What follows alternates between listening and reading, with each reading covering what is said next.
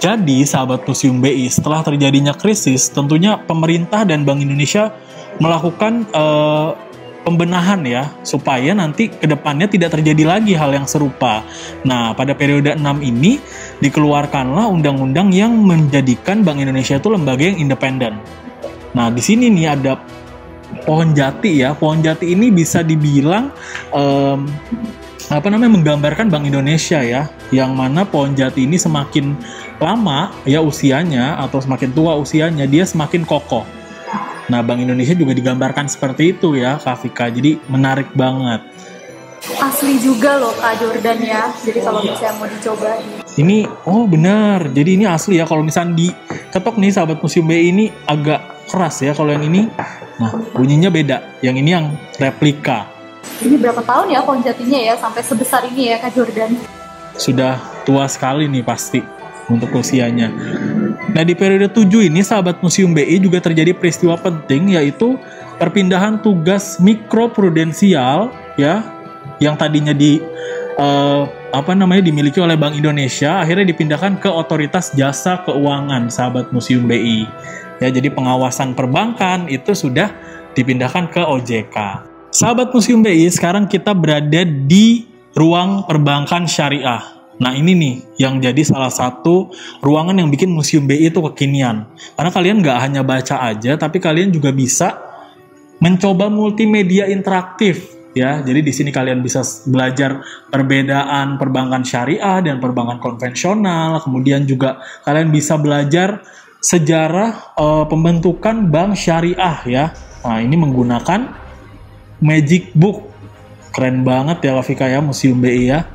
Wah, ini yang paling saya suka sih, dan biasanya banyak anak-anak juga sangat tertarik ya, gitu. Jadi bisa belajar sejarah dengan cara yang fun dan interaktif juga ya, seperti itu. Yuk kita lanjut lagi. Nah, sahabat Museum BI, sekarang kita nostalgia lagi nih. Kita balik lagi ke eranya Diafase Bank, di mana dulunya ruangan ini digunakan oleh petinggi-petinggi di Diafase Bank. Ya, lebih tepatnya ruangan ini disebut dengan ruang direksi. Ada wastafel loh Pak Jordan. Oh iya, benar. Jangan lupa ya, harus selalu cuci tangan ya, karena untuk mencegah penyakit. Ternyata dulu ada loh sahabat Museum BI, terjadi juga wabah kolera. Nah, wabah kolera ini salah satu cara pencegahannya juga dengan mencuci tangan ya, mirip sama yang terjadi sekarang ya. Dan kerennya juga, jadi wastafelnya diletakkan di dalam lemari selain untuk membuat steril, dan juga ruangan ini jadi terlihat lebih rapi lagi.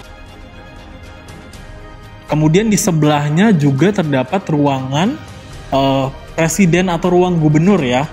Wah, 2 ya? Itu pimpinan tertinggi tapi 2 ya Kak Jordan ya? Jadi kalau di eranya Diafase Bank, Kak Vika, itu disebutnya dengan presiden. Ya, kalau masuk ke eranya Bank Indonesia disebutnya dengan gubernur ya. Nah, disinilah nih sahabat Museum BI kantornya gubernur BI atau presiden di era Diafase Bank. Ada wastafel juga. Sama, ada wastafel juga di sini. Jadi benar-benar antisipasinya tuh sangat-sangat baik ya waktu itu. Di sini juga terdapat tempat untuk menaruh mantel dan topi juga nih. Sahabat Museum BI, ini dibuat setinggi ini menyesuaikan dengan tinggi-tinggi orang yang bekerja di Diafase Bank.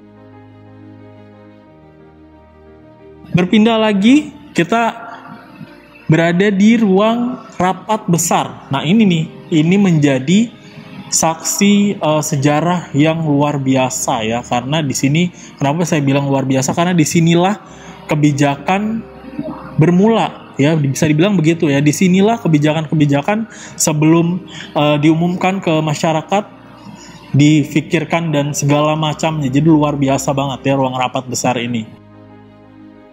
Ada wastafel juga di dalam lemarinya. Jadi wastafel itu ada di setiap ruang direksi. Ini kaca patri yang menggambarkan Dewa Herme yang sedang melindungi 3 kota perdagangan ya, sahabat Museum BI. Di bawahnya itu ada Surabaya, Batavia, dan Semarang. Sekarang kita berada di ruang hijau nih, sahabat Museum BI, atau bisa juga disebut dengan ruang perenungan. Nah, jadi di sini ada Jambandul yang usianya itu dia dikasih dari tahun 1928 ya. Udah tua banget. Kemudian juga di sebelah sana juga ada foto-foto mantan presiden Diafase Bank dan juga Gubernur BI, dan Gubernur BI yang sekarang menjabat juga ada ya. Di sini Bapak Peri Warjio. Wow, ini keramiknya masih asli loh Kak Jordan. Bener banget Kak Vika, jadi keramika ini sengaja juga ya dipilih warna hijau karena mereka merasa rileks kalau melihat warna hijau, makanya digunakan untuk merenung. Kemudian dari sini juga kita bisa melihat area inner courtyard dari selasar atas. Nah, bisa dia ada pen-pen di sini. Kita coba turun kali ya Kak Jordan ya. Iya, nanti kita akan coba turun biar bisa kelihatan lebih jelas ya. Itu ini rasanya kayak nggak di Jakarta ya Kak Vika ya. Ini rasanya kayak lagi ada di Belanda kan. Rasanya lagi kayak di Belanda nih, bener banget.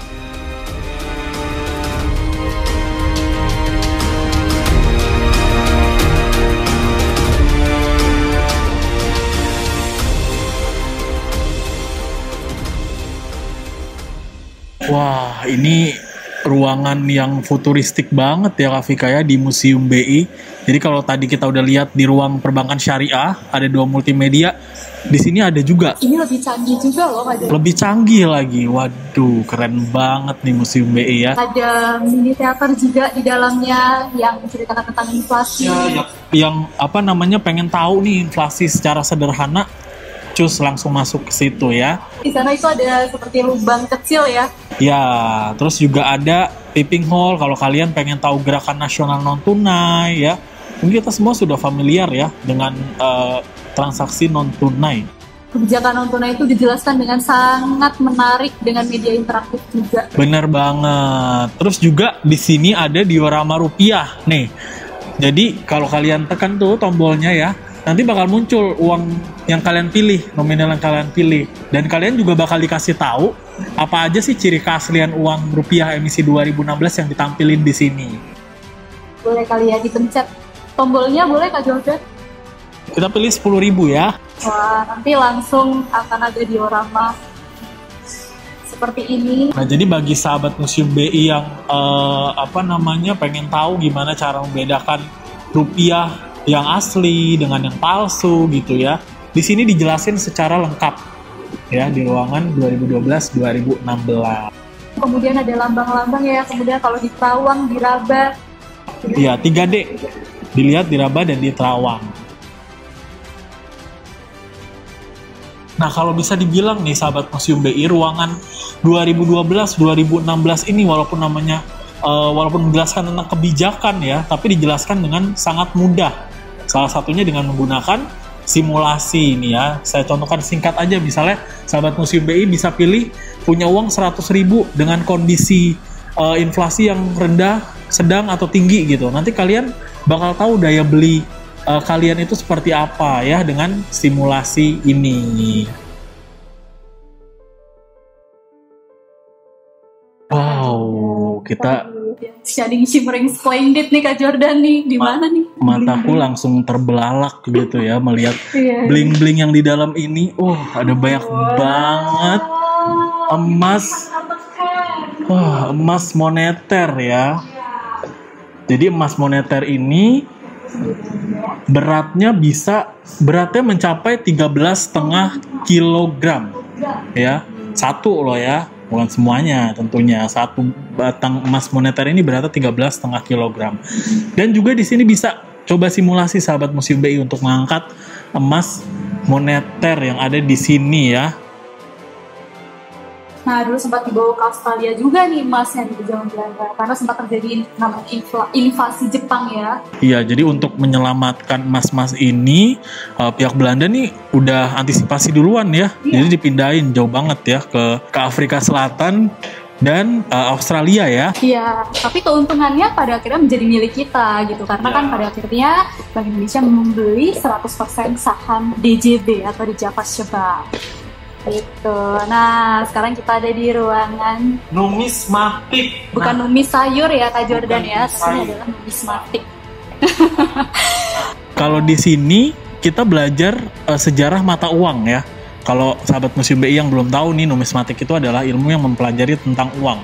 Jadi segala aspek yang berkaitan dengan uang tuh hampir ada di sini semua ya. Sejarah uang, bahkan dari barter nih. Dari barter dijelaskan di sini. Kemudian juga ada timeline mata uang dari zaman kerajaan ya. ada Hindu Buddha, kemudian kerajaan Islam yang sahabat Museum BI itu bisa lihat di dalam ruang numismatik ini. Wow, di sini seperti masuk berangkas juga ya, karena memang di zaman Java Shebang, ruangan ini digunakan untuk ruang khasanah atau ruang penyimpanan. Ruang penyimpanan bisa nyimpan emas, bisa nyimpan juga uang sebelum diedarkan ke masyarakat. Nah, setelah ini kita coba masuk ya ke dalam gerbang itu. Wow. Nah, yuk kita masuk. Bagaimana Kak Jordan? Pintunya berat? Pintunya ini belum seberapa Kak Vika. Coba kalau kita mundur lagi dikit. Oke. Nah, ini dia nih yang berat. Ini beratnya 12,5 ton. Wow. Ton, ya, bukan kilogram. BTW ini kita ada di lantai 2 ya. Bayangkan dulu mengangkat pintu ini caranya bagaimana ini ya. Kehebatan. Nah, di sini sahabat Museum BI bisa ya melihat ya beragam koleksi uang dari zaman kerajaan, bahkan yang tertua itu ada yang dari abad ke-9. Dan yang paling terbaru nih ya emisi 2016 ada juga di sini, tapi dengan versi bersambung ya atau uncut. Nah, sahabat Museum BI bisa lihat nih detailnya di ruang numismatik Museum BI. Dan selain itu tidak hanya uang-uang yang beredar di zaman Nusantara, tapi juga kita bisa melihat uang-uang yang beredar di berbagai belahan dunia. Benua Amerika ada ya, kemudian Eropa juga ada, Asia juga ada, Afrika juga ada. Tuh coba ya, semuanya lengkap ya Kak Vika ya. Mungkin ada yang pengen atau ada yang suka traveling ke berbagai negara ya, bisa dilihat uang-uang yang beredar di sana. Ya, gitu. nostalgia kita pernah transaksi pakai uang itu ya Kak Vika ya. Iya. Ada juga uang gunting Syafruddin di sini ya, walaupun uangnya sudah digunting tapi masih bisa digunakan uangnya. Kalau sekarang digunting kadang ada yang masih diisolasi juga ya Kak Jordan. Ya, masih ada yang direkatkan lagi. Oh, wow. Ya? Jangan, kita harus bisa menjaga uang rupiah kita. Kalau bisa jangan diremas, jangan dilecekin ya.